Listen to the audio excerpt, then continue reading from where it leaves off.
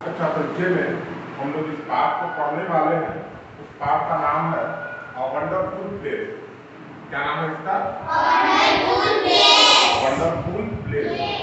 इसमें वंडर का मतलब हम लोग को पता है और वंडरफुल का मतलब ही पता है। वंडरफुल का मतलब होता है आश्चर्यजनक। वंडरफुल का मतलब क्या है? आश्चर्यजनक। अब प्लेस का मतलब स्थानीय है ना। तो इसका अर्थ हो गया ये वंडरफुल प्लेस का मतलब क्या हो गया? एक आश्चर्यजनक स्थान या फिर जगह। एक ऐसे स्थान के बारे में या एक ऐसे जगह के बारे में हम लोग पढ़ने जा रहे हैं जो आश्चर्यजनक है। आश्चर्य का मतलब सामान्य से हट करके।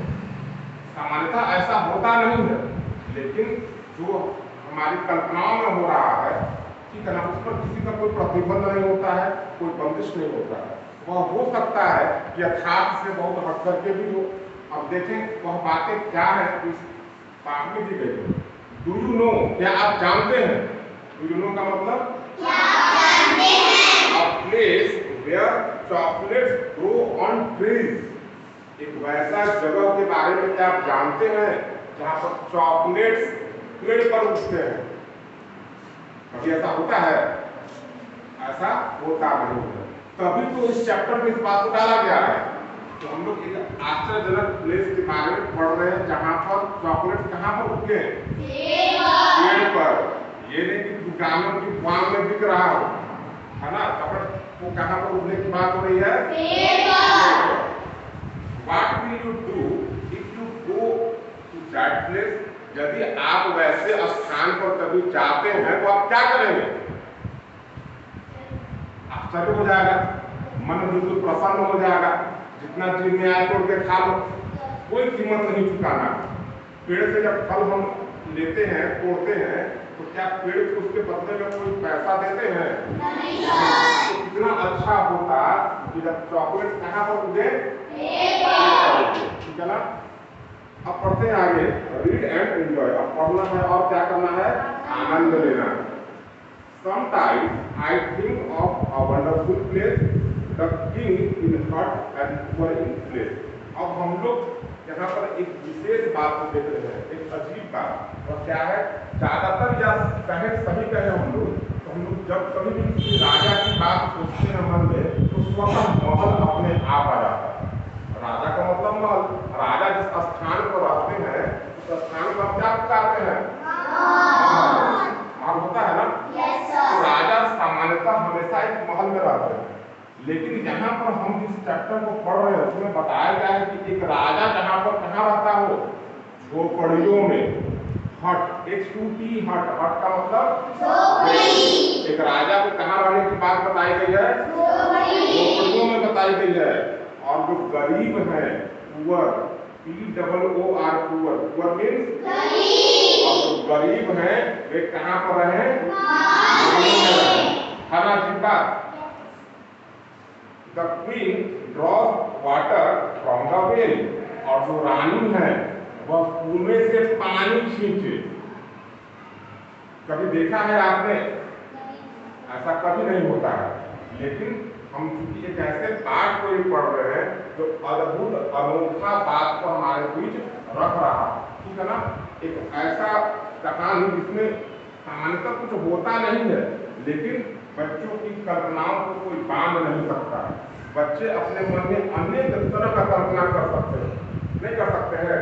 बच्चे सपने देखते हैं, सपनों में कई बार भी देखते हैं कि हम आकाश में उड़ रहे हैं। क्या हकीकत में उड़ रहा है? नहीं उड़ रहा है।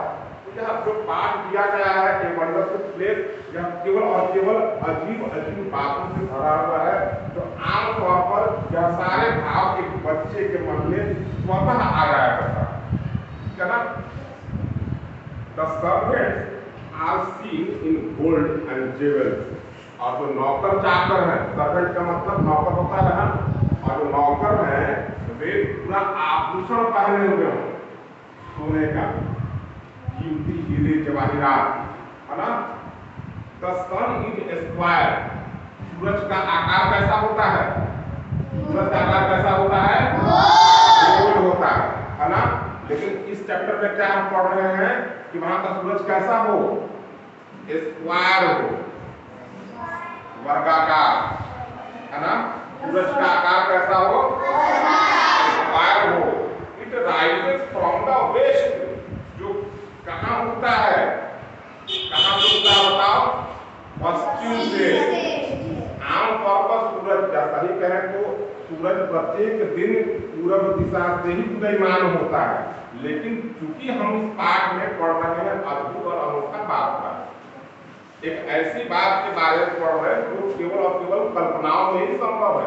तो वहां पर सूरज को उगने की बात कहां से बताई गई है, पश्चिम दिशा से।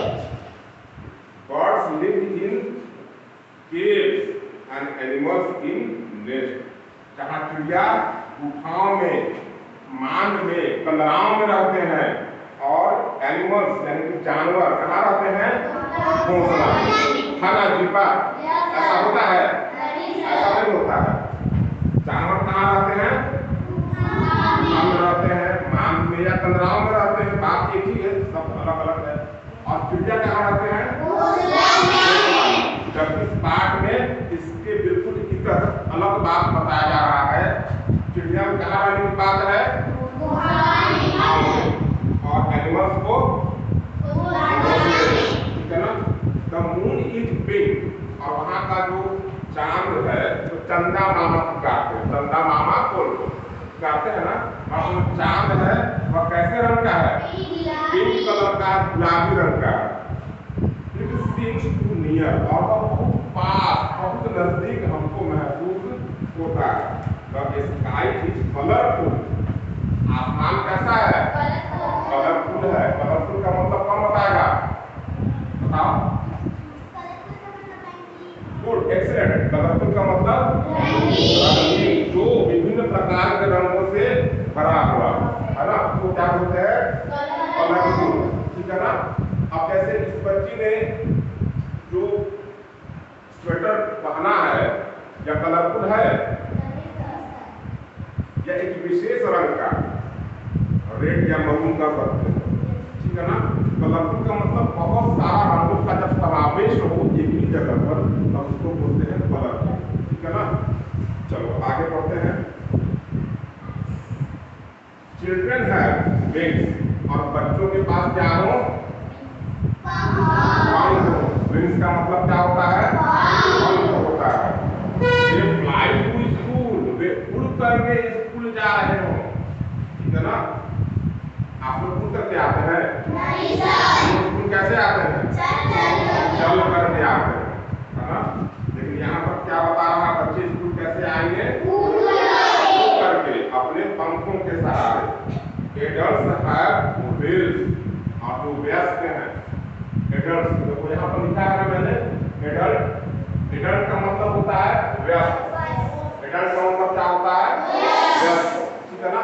जिसका आयु कम से कम 18 वर्ष हो जाता है उसको बोलते हैं एडल्ट।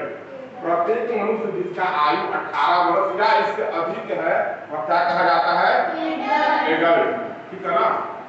अभी आप एडल्ट नहीं है, लेकिन जब आपकी आयु 18 वर्ष या उससे अधिक की हो जाएगी तब आप क्या कहे जाएंगे, एडल्ट, ठीक है ना। एडल्ट का मतलब वयस्क। एडल्ट्स हैव व्हील्स, और जो एडल्ट यानी कि जो वयस्क होंगे उनके पांव में क्या लगा होगा, पहिया लगा होगा। व्हील का मतलब पहिया। दे फॉलो ट्रैफिक रूल्स, और वे लोग यातायात का जो नियम होता है, ट्रैफिक हमने लिखा है यहाँ पर, ट्रैफिक का मतलब क्या है, यातायात। जो वयस्क होंगे उनके पैरों पे क्या लगा हुआ है, पहिया, और इसके साथ वे ट्रैफिक यानी कि यातायात के नियमों का पालन भी कर रहे हैं। ट्रीज वॉक्स अवे, और पेड़ दूर जा रहे हैं, पेड़ भी चल रहे हैं, ठीक है ना। फ्रॉम हीट एंड डस्ट, जो पेड़ है वह भी उष्मा यानी गर्मी और धूल कण से बचने के लिए वे भी उससे दूर जा रहे हैं। Bubbles Bloom on plant give fruit when they but everyone is happy, जहां प्रत्येक व्यक्ति कैसे हो, खुश हो, प्रसन्न हो, ठीक है ना। ऑल हैव फन, और सभी मनोरंजन कर रहे हो।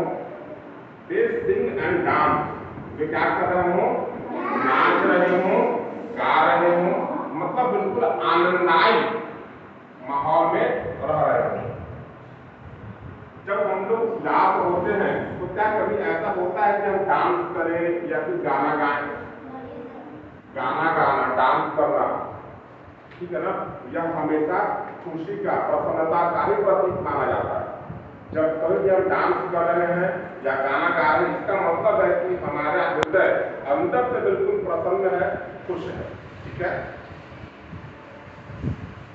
This sing and dance when work is done. If only I could live in such a place, there would be no tears, only a smile on my face. और वैसे स्थान में किसी के भी आंखों में आंसू नहीं है, केवल और केवल क्या है चेहरे पर, स्माइल है, मुस्कुराहट है, ठीक है ना। यहाँ पर इस पाठ में पाठ समाप्त हो गया। इस पाठ में कुछ वर्ड्स दिए गए हैं और हम उम्मीद करते हैं कि आप इन वर्ड्स को, इन शब्दों को याद करके आएंगे कल, ठीक है। जैसे palace, cross, bridge, adventure, etcetera, ठीक है। चलिए, थैंक यू।